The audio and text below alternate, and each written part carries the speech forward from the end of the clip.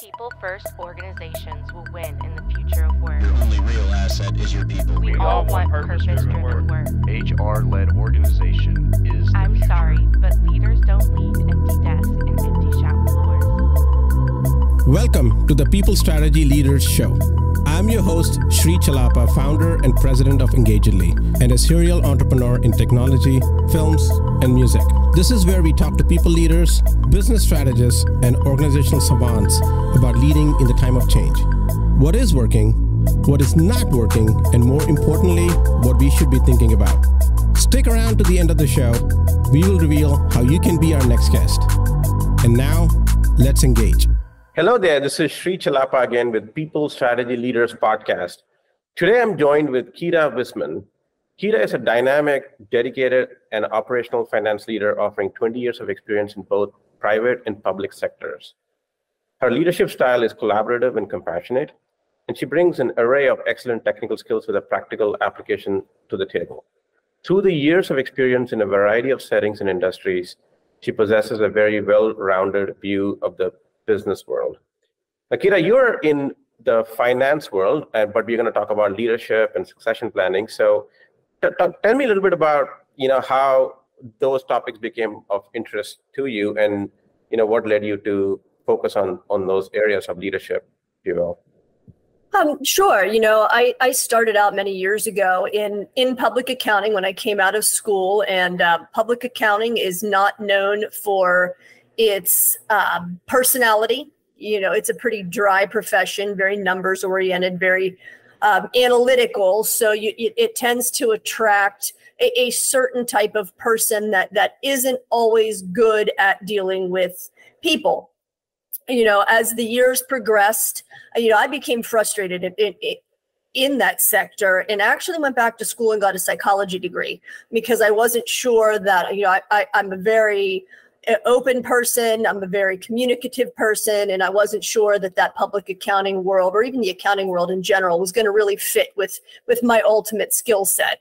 So, I obtained that degree in 2014 and had left public accounting and joined a private company in the Pittsburgh region where I live. And, I started to really kind of understand how, we had an accounting department and we had, it was a medical facility. So we had, nurses and doctors and marketing people, and really got a taste for how to communicate the importance of the financial information in the company in a way that really would resonate with others in the organization. So that leadership quality started to really shine, and understanding that you have to have the people skills to convince people who do not care about numbers at all. They come to work, they treat patients, so on and so forth, and understand how that financial aspect does actually affect their jobs, their raises, their performance bonuses, and so on and so forth. So it became a passion of mine to bring people skills to accounting and to teach other accounting professionals. Teach might be a strong word, mentor accounting professionals in a way to make them understand how important it is for staff to keep people in accounting, to stress the important accuracy of numbers, the importance of that accuracy, but also understand that we're all people. We all have different motivators. We all have different skill sets, even within the numbers world. So I kind of, in addition to the psychology degree, I just started absorbing every type of leadership related material I could in other industries, in my industry, talking to other people, and really found that that this methodology that I use in my job and in life, actually, works anywhere in life, helps people stay in a position, stay with a company, develop a loyalty to a company that they might not otherwise have. So what's your current role, Kira? Can you talk a little bit about that? Sure. I am a controller / CFO in the advisory department of our accounting firm, which is KWC CPAs. I'm a little newer to this role. I was not really looking for a job, but I was approached by a recruiter last year and asked if I wanted to join this firm. So I interviewed with them and got the job.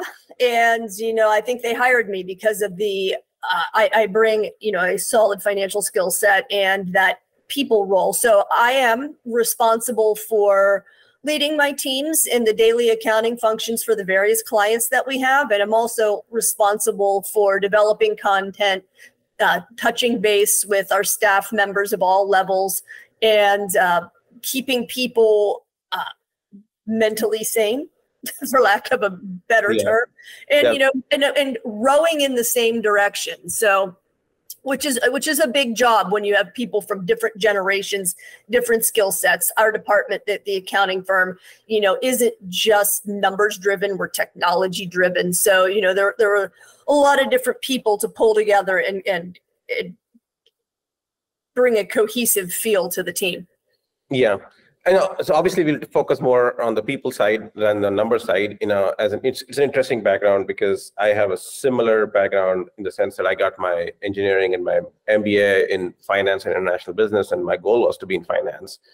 After spending a full semester interning at a automotive finance department, I realized this wasn't for me. I was too much of a people person to bury myself in numbers and Excel sheets. But one of the things that you mentioned right now that actually piqued my interest, you said the leadership style or the model that you're using can be used in personal life as well as in people life. Can you explain exactly what that leadership model is that has been working for you and that you're probably inculcating with your team members as well? Yeah, friendly and compassionate. Well, I think too often somebody in a leadership role feels that they, are standing atop a mountain and that, they are kind of looking down at everybody else, and it doesn't work. It doesn't work in your personal life, in your relationships, in a personal relationship. Nobody wants to be in charge of somebody else, but we all have our strengths and weaknesses. And at work, certainly in today's world with the younger generations coming up who aren't really interested in work in general to some degree, you have to identify with the people you work with, and that takes work. I think it is very much overlooked as a skill to be able to come into a team, talk to your team members, understand where they're coming from. You might have somebody that all they want to do is put their head in a spreadsheet all day, and they're not a people person, and they're not looking to set the world on fire by leading the team, the department, the firm. That might be their wheelhouse, and that's okay.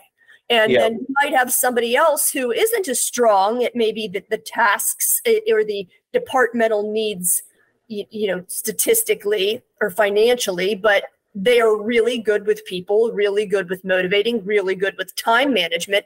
So it's learning who your people are as people and putting them in the right seats within the organization so that they are successful and ultimately your organization is successful. And you do that by identifying and talking with people. Yeah, I think you hit on a very important point that I talk about a lot even in my discussions with my managers and with other people, is focus on where people's strengths are and not on their weaknesses, and try to mitigate those weaknesses, but really put them in roles where they're going to be successful because of their strengths and interests as well.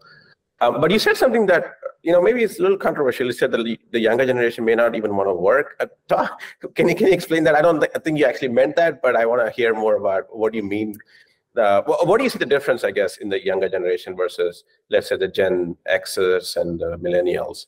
Sure. There is actually an Instagram page with videos that somebody does where they kind of go through the work mentality of, the boomers, the Gen Z, the Gen X, the millennials, and kind of their different approach to their job. And it is eerily accurate. I don't mean to say they don't want to work. It's just their motivation to work is different. Their definition of success is different. The way they identify with the world around them is different. There's a host of reasons why that is. And all of them are very understandable. But when you take somebody in their 40s, 50s, 60s who is still in the workplace, most likely in a senior management role at that point in their career, they do not understand why Gen Z doesn't live and breathe their job. that the older generations, the boomers and the Gen X's of the world, which I am a Gen Xer, you were taught, you grow up, you go to school, you get a job, and that job is kind of defines who you are back in the day. And that's not the case anymore. And that's hard. I can say it is difficult for me sometimes to talk to somebody in their young, in their 20s, somebody who just came out of college, who might not have the soft skills. They might know technology really well, but they don't have the interpersonal connections. So you have to, I don't mean to say they don't want to work. It's just what motivates them to work is completely different than what motivates other generations. And, I don't think there's a secret sauce for that. I think more than ever, it is an individual by individual basis. The young people that I have worked with have gone from super career oriented to, hey, I just come to my job every day. I want a nice paycheck. I want you to kind of lead me a little bit in a stronger way, maybe, than somebody that's a little bit older, and hold my hand a little bit more. So it's a challenge. Yeah, it certainly is. I think it's just how the distribution of that group is. I think there are still people who are motivated by role or by the title, and they want to, put their head down and work, their heinies off. But then there's the group that are motivated by money, and they want to make as much money as possible as well. But I would say those groups are smaller as a piece of pie, if you will, for maybe our generation, the Gen X and the millennials, even millennials to some extent. Mm-hmm. I think what I have seen is that they want to understand why that work matters to them, find meaning in that work. If it's not resonating with their core, yes, they're willing to walk away from it, because this is me just, with my experience with people and what I've read from other research and other thought leaders in the space as well. The sense of having a purpose in their role and the meaning in their role becomes even more important. Mm-hmm. And that's where the challenge for the leaders are. If they're not communicating those values around what is the purpose of our organization, it's not just to make money and make money for our shareholders and get promoted. Mm-hmm. It is also to do something for the ecosystem you're operating in, whether it is your customers, your employees, the general public that you may not be even looking at making money, making revenue from. How are you impacting the environment? All those things are important. That's why you're seeing a lot of organizations having this huge emphasis on ESG initiatives, whether it is related, completely unrelated to what they do, and including diversity and even some of the affirmative actions that have gone down in the Supreme Court. I think some organizations are not very happy about it, but you wouldn't expect that. But actually, the opposite is true, right? A lot of organizations are really upset about that because now they can't really build the DEI initiative as strongly as they would have liked to. So that being said, I think what I would like to touch upon is, where do you think? So that makes the challenge for leaders, because they were thinking one way for a while. They grew up a certain way. I grew up saying just keep your head down and work. And if you're asked to come in on a Saturday, you don't ask questions and you show up, and that's not true anymore. So now we're like, okay, well, I got to recalibrate for this new workforce.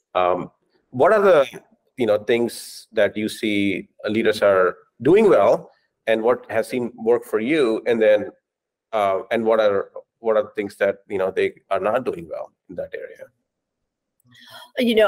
I think we all have a lot of trouble stepping out of our comfort level, stepping out of our box, if you will. And the older you get, the more set in your ways that a human tends to become, psychologically proven that, your neuro pathways are more fixed the older you get. So the good leaders are recognizing that, hey, things aren't the same in the 20s that they were in the 50s, and they're not the same in the 50s that they were in the 70s. And you are able to take a really good look at yourself and your own biases and put those aside and be open to new ideas, new thoughts, and new ways of doing things, and really listening to the people who are younger than you. Again, outside the business world. This is important to be able to adapt and succeed in a rapidly changing world. So the leaders who are very successful are able to compartmentalize, hey, this is how I was trained. This is how I grew up. This is the information that was pounded into my head year after year. But times are different. I need to think, well, maybe these younger people have a point. Should we work to live or live to work? And realize that there's room for all of that. And somewhere in the middle is probably the right answer. The leaders who are not being successful, and there are a lot of those, there are a lot out there, are only interested in pushing down and not really only worried about their place in a company, their place for the next few years. They're threatened by a younger generation. They're unable to open their mind to these types of things.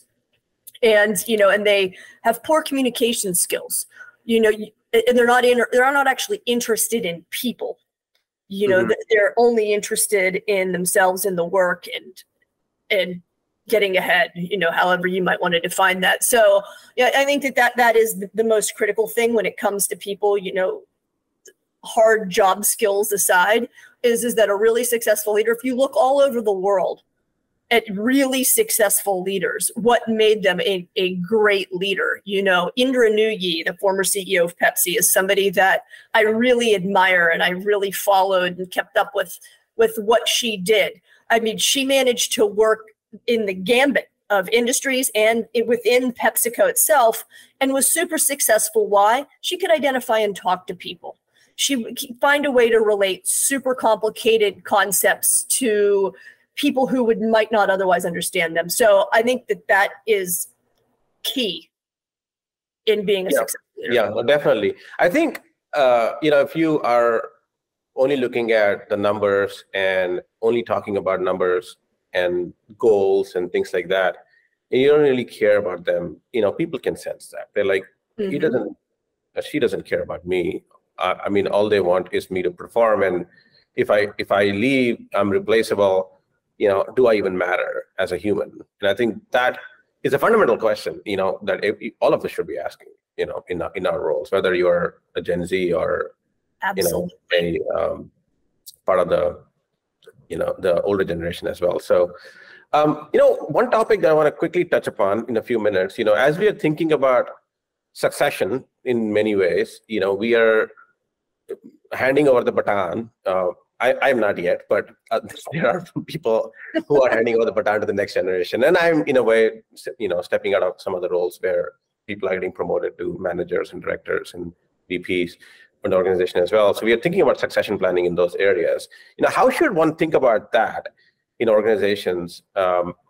Because sometimes it's it's a movement where somebody just not accidentally, quits or is relieved of their role because they're not performing, or they retire.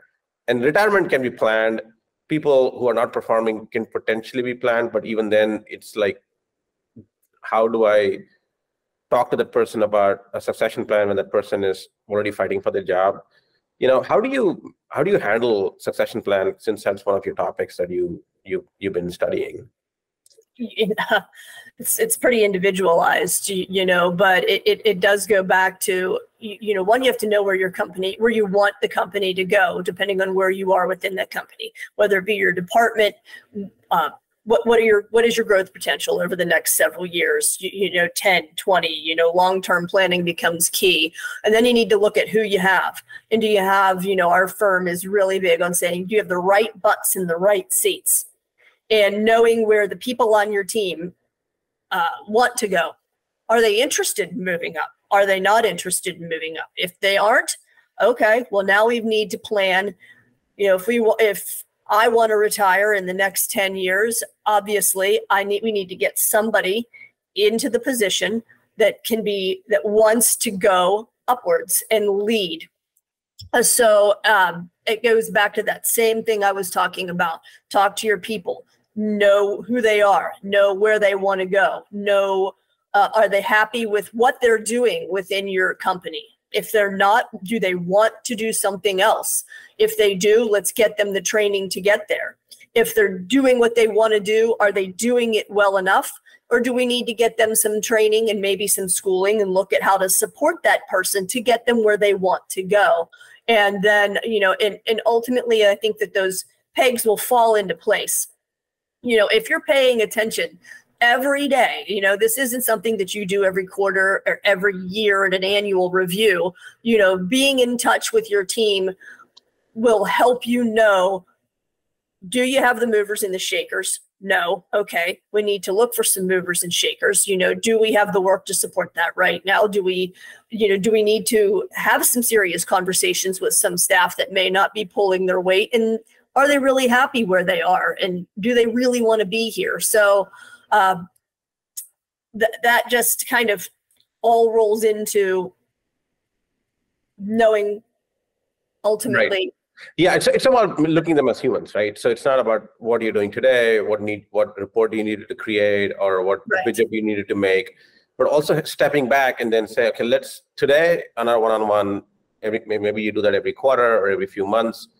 Let's talk about what is it that you really want out of your life at this place or outside of this place, and let's have a discussion around, maybe they want more time off, or maybe they want more flexibility in their work, or maybe they want to really work towards a new role, and then you can work with them on a coaching and a development plan and grooming them for that role. And those type of discussions, I don't think a lot of managers are trained to do that well, because they're focused on what the VP has asked them to do, or their CEO has asked them to do, and they're heads down focusing on the KPIs and their goals that they have, that they're sometimes driving their people crazy because all they can talk about is work and not really about connecting with them as humans, and getting that emotional buy-in that I was talking about, that sense of meaning and purpose. So I think succession plan, in many ways, has always been, in the past, I feel, has been driven from top down, where say, oh, this VP is going to leave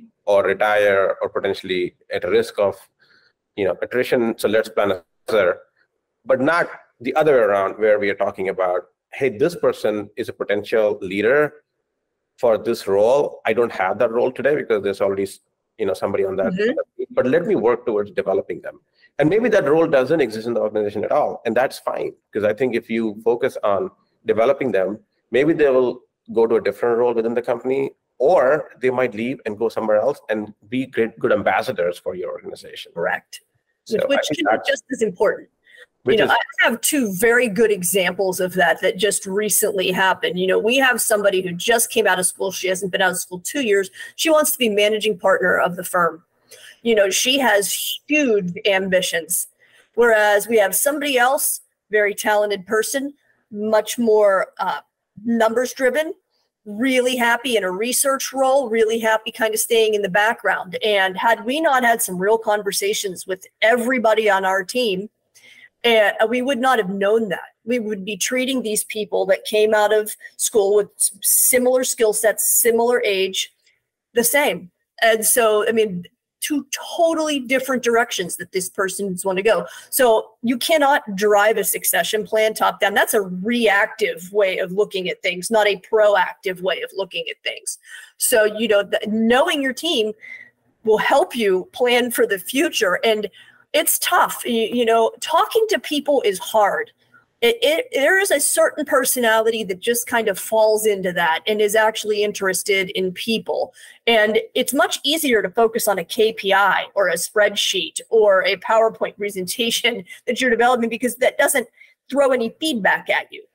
And so, it takes practice and a willingness to fail to truly be good at leading an organization, whether it be succession planning, whether it be motivating your employees, different age groups, to truly break out and be a standout individual in your company, in the industry, so on and so forth. Yeah, and it does require the manager to be a good advocate for that employee as well. Yeah, a lot of managers are not necessarily good advocates for the employees. Sometimes they are, but in the wrong ways. Sometimes they advocate for the person who probably doesn't have a good role and they're protecting them. And sometimes they're advocating for the employee because the employee is extremely vocal about what they want, But the manager's role is to uncover those who are not vocal about what they want, and also to really discover, are they even good at what they want, and how do, or can they be good at that in the future? And then putting together a development plan if that's possible. Excellent. Well, thanks a lot, Kira. This has been a really good conversation. I could have talked for hours on this topic. Actually, it's one of my favorite topics around mentoring and developing people, whether it's for your organization or for somewhere they may go in the future and become great ambassadors for your organization, and you as a leader get fulfillment from doing that in the long run as well. Yes. I really appreciate your time here, Kira. Can you talk a little bit about how people can learn more about you and where they can reach out? Sure. My firm has a website. It's www.kwccpa.com. You can reach out at my email address, kira.wissman@kwccpa.com, or you can find me on LinkedIn using my name. Excellent. I'd be happy to talk with anybody, give suggestions, consult with people on how to be a good leader. Thank you, Kira. It's been a pleasure. Sri Chellappa here. Thank you so much for listening to the People Strategy Leaders podcast. If you are a successful leader or a people strategist who would like to be on this program, please visit engagedly.com/People Strategy Leaders podcast. If you got something out of this interview, would you share this episode on social media? If you know someone that would be a great guest, tag them on social media to let them know about the show and include the hashtag People Strategy Leaders. I love seeing your posts and guest suggestions. We are regularly putting out new episodes and content.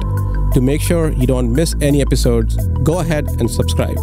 Your thumbs up, ratings, and reviews go a long way to help promote the show and mean a lot to me and my team. Want to know more? Follow me on LinkedIn and Twitter @Sri Chellappa. Thanks for listening. We will see you next time. And thank you to Patrick Ramsey, sound engineer at Kalinga Production Studios, for recording and mixing this show.